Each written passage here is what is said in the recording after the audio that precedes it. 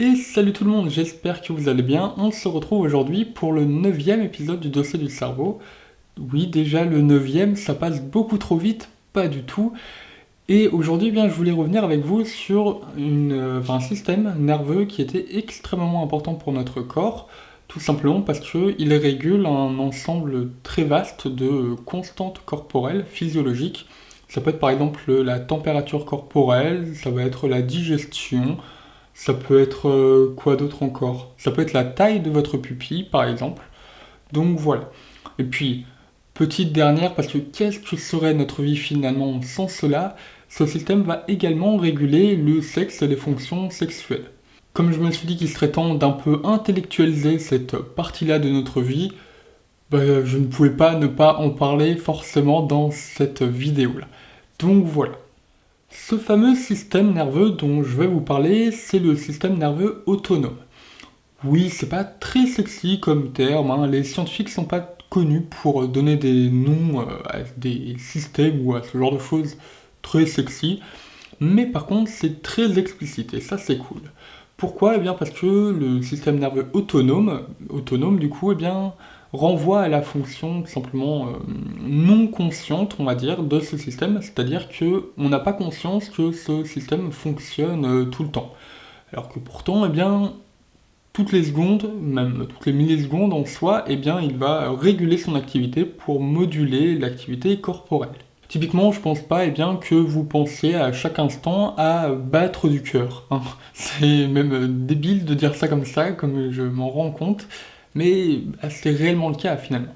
L'objectif de ce système nerveux autonome, c'est de maintenir les constantes physiologiques à l'équilibre ou alors de les ajuster si on en a besoin. C'est ce qu'on appelle l'homéostasie et ça correspond à la capacité d'un système à réguler son milieu interne. Donc ici, pour le corps humain, ça représente le milieu interne du corps finalement. Typiquement, la température corporelle est une constante physiologique parce qu'elle varie entre 36 et 38 degrés Celsius en fonction du moment de la journée et des individus. Mais il faut du coup bien un système pour la réguler à chaque moment finalement. Et c'est là qu'entre en jeu le système nerveux autonome.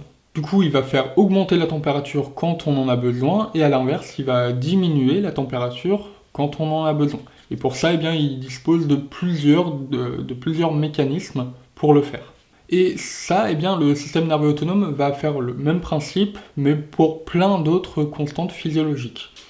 Et en fait, à l'exception des muscles striés squelettiques qui vous permettent de faire des mouvements conscients avec votre corps, donc par exemple comme ça, hein, notre système nerveux autonome va innerver tout simplement l'ensemble de notre corps. D'où le fait que ce soit un mécanisme qui soit extrêmement important pour notre corps, pour notre survie. On pense que sans ce système-là, la vie serait extrêmement difficile, si ce n'est impossible.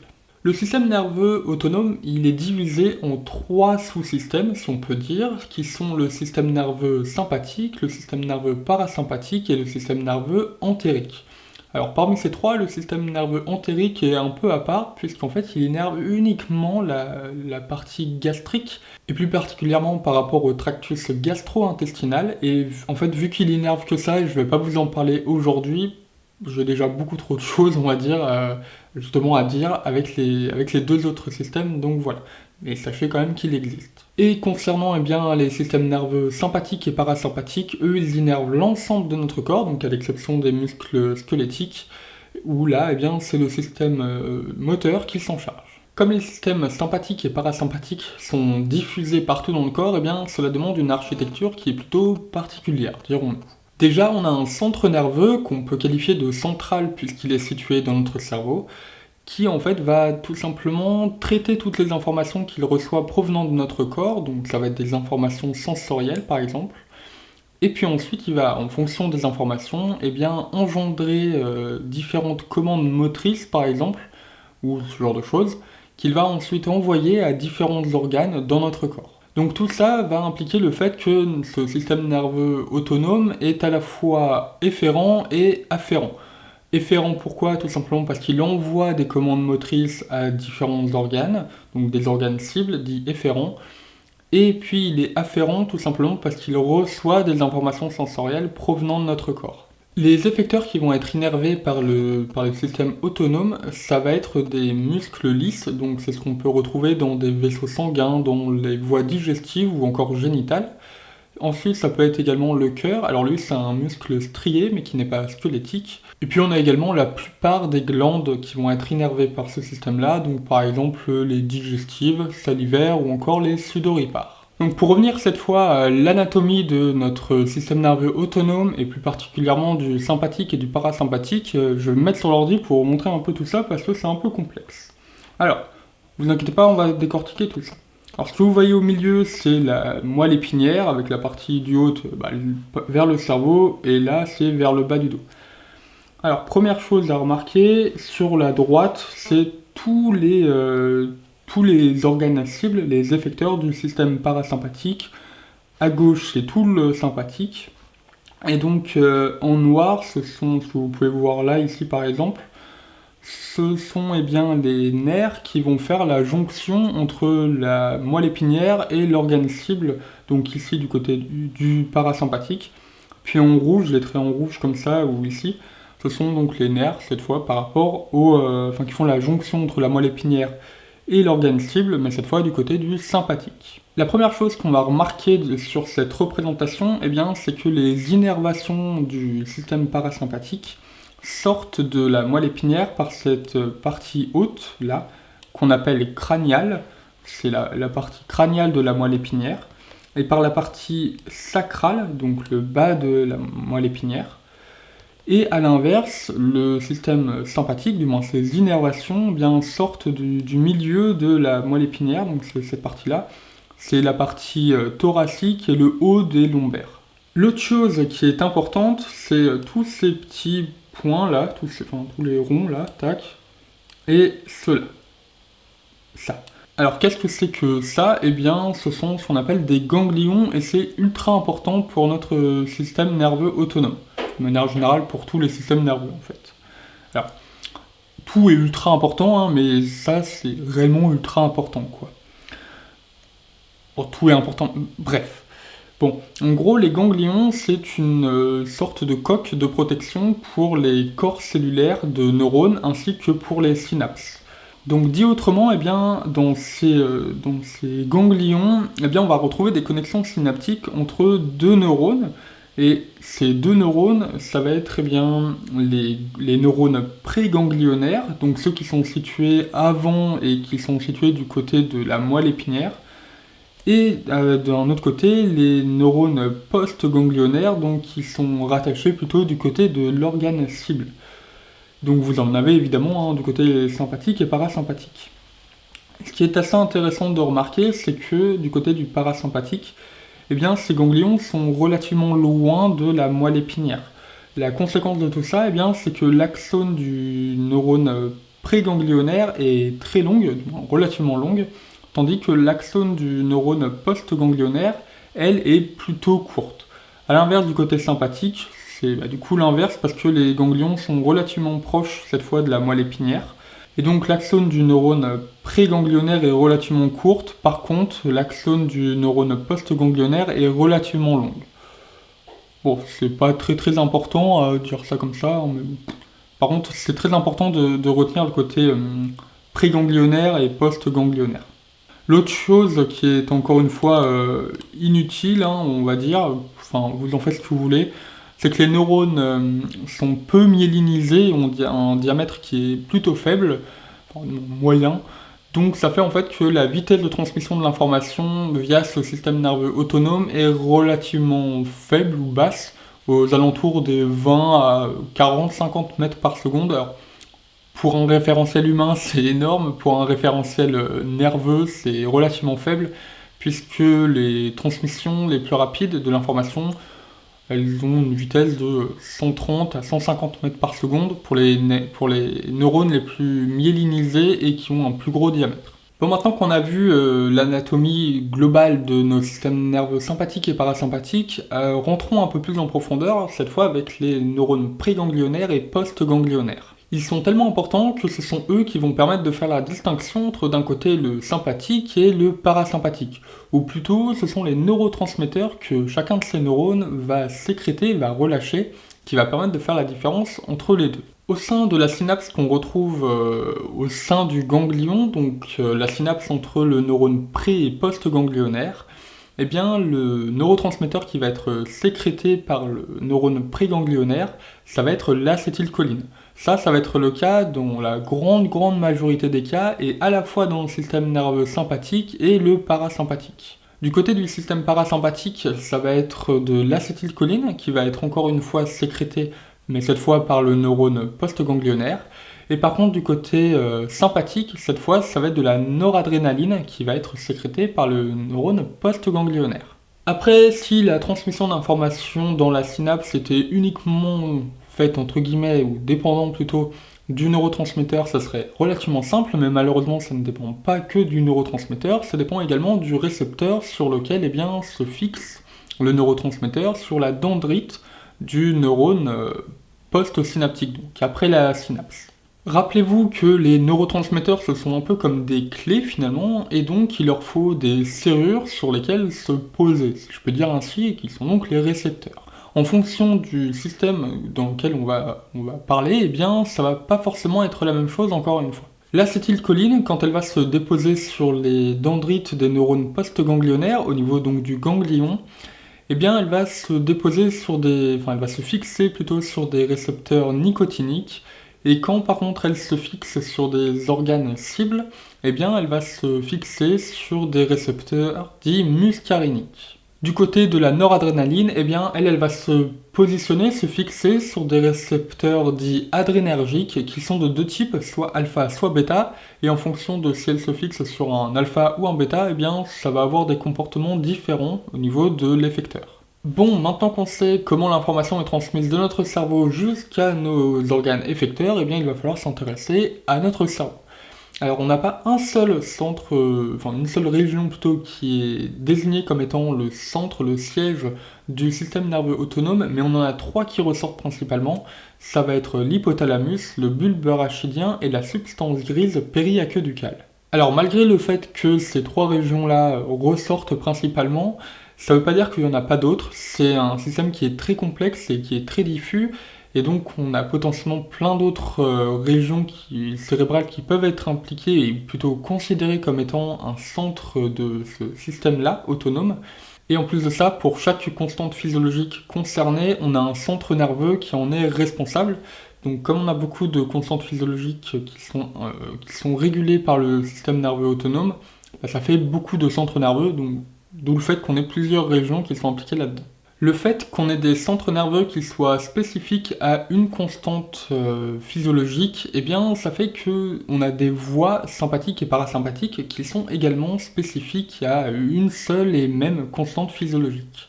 Alors, par contre, spécificité ne veut pas dire indépendance entre elles. Typiquement, eh bien, on sait qu'on a des effets d'interaction entre du sympathique et du parasympathique, et ce à différents niveaux. On a par exemple des interactions centrales, donc au niveau de notre cerveau, et plus particulièrement au niveau du noyau hypothalamique paraventriculaire, tout simplement parce qu'à cet endroit-là, on a beaucoup d'informations qui viennent de notre corps et qui arrivent à cet endroit-là.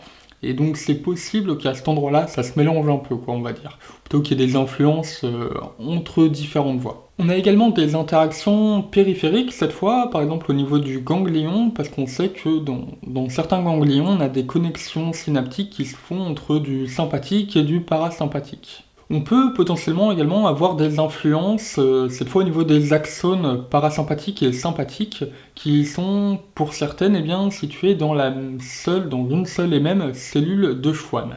La cellule de Schwann, c'est la cellule qui permet la gaine de myéline autour de l'axone et qui permet de transmettre l'information le plus rapidement possible. Et même si de manière générale les axones des neurones du système sympathique et parasympathique sont globalement peu myélinisés, ça ne veut pas dire pour autant qu'il n'y a pas de gaine de myéline. Et dans certains cas, on a dans une seule et même gaine de myéline à la fois des fibres sympathiques, mais également des fibres parasympathiques. Donc ça peut un peu des fois se mélanger, ou du moins créer une interaction. Et puis enfin une dernière interaction qui est possible, cette fois c'est au niveau de la synapse. Alors c'est une interaction qui est un peu particulière parce que on va dire qu'elle utilise un phénomène, du moins une mécanique qui est assez particulière et différente du schéma classique de la transmission de l'information par un neurotransmetteur du neurone présynaptique plutôt vers le post-synaptique.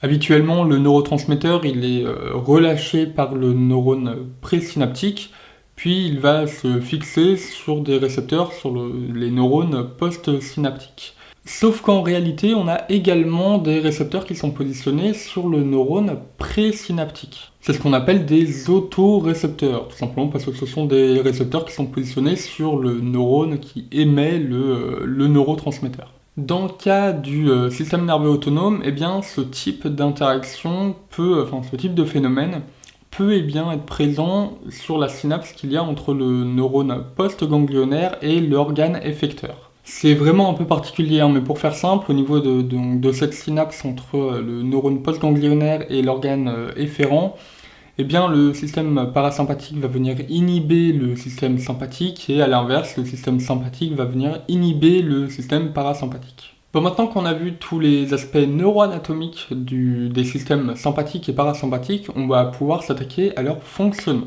Rappelez-vous, pour la plupart des organes de notre corps, on retrouve des innervations à la fois sympathiques et parasympathiques. Un premier mode de fonctionnement donc de ces deux systèmes, ça serait un fonctionnement dit antagoniste, donc opposé entre le sympathique et le parasympathique. C'est un mode de fonctionnement où une activation du système parasympathique va venir entraîner une activation ou une contraction, par exemple si on parle d'un muscle lisse, et à l'inverse, si c'est une activation sympathique, eh bien cela va entraîner un relâchement ou une inhibition de ce qui est ciblé. Parmi tous les organes qui ont ce type de fonctionnement-là, donc antagoniste, il y a une seule exception, c'est le cœur, où en fait, cette fois, le sympathique va entraîner une activation, donc une accélération du rythme cardiaque, tandis qu'à l'inverse, le parasympathique, lui, va entraîner un relâchement, donc une diminution de l'activité cardiaque. L'autre possibilité pour les organes qui sont innervés à la fois par le sympathique et le parasympathique, c'est ce qu'on appelle la complémentarité. Par exemple, dans le cas des glandes salivaires qui sont innervées avec un mode complémentaire, si je peux dire, eh bien une activation du parasympathique va entraîner une activité des glandes salivaires qui produisent une salive qui est très fluide, et à l'inverse, une activation sympathique va entraîner une activation des glandes salivaires qui produisent une salive très épaisse. Et enfin, la dernière possibilité, c'est la coopération ou la synergie. L'idée, c'est qu'on a un système un organe ciblé qui est assez complexe, ou du moins il y a plusieurs organes qui sont ciblés, mais le tout pour une seule et même fonction physiologique, si je peux dire. Et je trouve que ce nom de synergie, de coopération est parfaitement bien trouvé, vu que c'est le cas, par exemple, des fonctions sexuelles. Bah oui, le sexe tout seul c'est cool, mais le faire en coopération avec quelqu'un d'autre ou à plusieurs, c'est un peu plus sympa. Les organes sexuels sont des organes qui sont extrêmement complexes, on peut les schématiser de cette manière-là, et donc nécessairement il faut une coopération entre le sympathique et le parasympathique. Et alors oui, juste au cas où, la chaîne n'est pas, je suis pas partenaire YouTube, donc il n'y a pas de problème de démonétisation ou je ne sais quoi, là-dessus il n'y a pas de souci, il n'y a pas de monétisation de base. Du côté du pénis, on va s'intéresser à l'érection et à l'éjaculation, vu que ce sont les deux principaux comportements, on va dire, qui sont influencés par le système autonome. Bon, il y a d'autres comportements sexuels qui sont influencés par le sympathique et le parasympathique. C'est juste que j'ai pris ces deux-là parce que ce sont les deux principaux, on va dire. Pour avoir une érection, il faut une dilatation des artères des corps caverneux du pénis et de l'urètre. Et pour faire ça, c'est le système parasympathique qui s'en charge. Et c'est une exception qui est assez intéressante, puisque normalement, le système parasympathique n'innerve pas du tout les muscles lisses des artères. Et en fait, c'est une des rares exceptions, justement, qui soit innervée par du parasympathique. Et puis après l'érection, il faut forcément l'éjaculation ou l'orgasme, c'est pareil. Et dans ce cas-là, c'est une activation sympathique qui va avoir lieu et qui va activer, qui va contracter différents muscles, typiquement ça va être l'épididyme, la vésicule séminale et la prostate, et tout ça, ça va faire en sorte que le sperme se déplace vers l'urètre. En même temps que ce déplacement du sperme dans l'urètre, eh bien on a un réflexe sympathique qui va faire en sorte de fermer le sphincter interne de la vessie, histoire d'éviter qu'on ait un reflux de sperme dans la vessie. Ce qui est assez sympathique. Enfin, du moins, qui n'est pas sympathique, mais le réflexe est sympathique du coup. Et ça n'a rien à voir avec le système nerveux sympathique. Enfin, si, du coup, parce que... Putain, je me fatigue en fin de vidéo. Et puis enfin, pour finir, pour que le sperme soit propulsé depuis l'urètre, pour faire réellement l'éjaculation, eh bien on a à la fois une activation sympathique et parasympathique des corps caverneux et des muscles pelviens. Et puis voilà. Puis ensuite, un retour à un état, on va dire, de repos, si je peux dire ça comme ça, avec une diminution de l'activité parasympathique. Ça va faire en sorte que le sang va partir du pénis et donc l'érection va diminuer. Et chez vous, mesdames, le clitoris va rentrer en érection non pas cette fois par une activité, par une augmentation de l'activité parasympathique, mais par une diminution de l'activité sympathique. Alors, au final, on se retrouve bien avec une activité parasympathique qui est plus grande que l'activité sympathique, mais le fait est que c'est pas l'activité parasympathique qui est modulée par le système nerveux autonome. C'est dû au fait que de base, on a une activité sympathique qui est très élevée dans cette zone-là. Et donc cette diminution de l'activité sympathique, elle va entraîner ici une dilatation des vaisseaux du clitoris, ce qui entraîne donc son érection. Et puis après tout ça, on a l'orgasme qui arrive, et cette fois c'est encore une fois en lien avec les muscles pelviens, et pour vous encore mesdames, c'est encore une fois le système sympathique qui s'en charge. Alors, ça ne veut pas dire que le parasympathique n'a pas d'influence ou quoi que ce soit, hein. C'est simplement que c'est une modulation de l'activité sympathique qui est présente ici. Et alors, chose qui n'a strictement rien à voir avec le système nerveux sympathique ou quoi que ce soit, hein, c'est juste que quand j'ai fait mes recherches, je suis tombé sur une info assez intéressante, j'ai trouvé, c'est qu'on n'a absolument aucune idée de la fonction, si je peux dire, de l'orgasme féminin. Bon, chez les hommes, c'est purement adaptatif, hein, c'est lié à l'éjaculation et donc à la reproduction. Mais chez vous, mesdames, on ne sait pas trop en réalité quelle est la fonction de l'orgasme. Les hypothèses que j'ai vues qui sont avancées, c'est soit que c'est lié au plaisir sexuel, soit c'est lié au fait de stimuler l'homme pour éjaculer, soit c'est pour mettre un terme à l'excitation sexuelle, un peu finalement aussi de la même manière que chez l'homme, ou alors potentiellement ça serait pour éjecter des sécrétions dans l'urètre, un peu de la même manière finalement que l'éjaculation chez l'homme. Bon après, je ne suis pas du tout à jour sur cette littérature-là, hein, c'est pas du tout mon domaine d'intérêt. Moi je suis plutôt sur le haut du corps et pas sur le bas du tronc, si vous voyez ce que je veux dire. Mais quand j'ai vu ça, j'ai trouvé ça super intéressant, quoi, on va dire. Donc voilà, je voulais vous en parler. Bon, en tout cas, maintenant, grâce à moi, vous allez être capable d'intellectualiser ces petits moments de la vie, hein, voilà. Bon, je sais pas si c'est une bonne chose à faire ou pas, j'en sais rien, moi je suis pas du tout responsable de ce que vous faites, je veux pas avoir de commentaires sur ce qui s'est passé au lit, c'est vraiment pas mon affaire, hein, ça me regarde pas.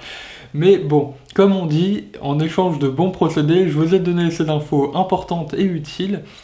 Si jamais vous voulez me remercier, la meilleure manière de le faire, c'est d'aider à développer la chaîne. Et pour ça, vous pouvez lâcher un petit abonnement, vous pouvez poster un petit commentaire, un petit like, partager la vidéo. Moi, ça m'aidera beaucoup. Et puis, pour me remercier, moi, ça me fera mon petit shoot de dopamine pour la journée. Donc voilà. Moi, sur ce, je vous laisse. Je vous dis à une prochaine. Et puis voilà. Bye bye.